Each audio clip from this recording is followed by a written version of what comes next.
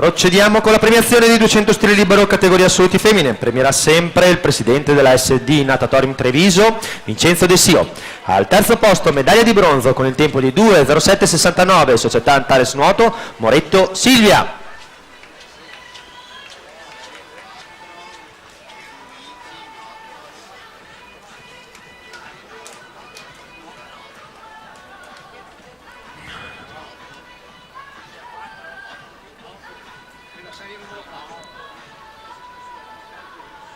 Medaglia d'argento con il tempo di 2:06:93, rappresentativa Rosà, Gnoato Alessandra.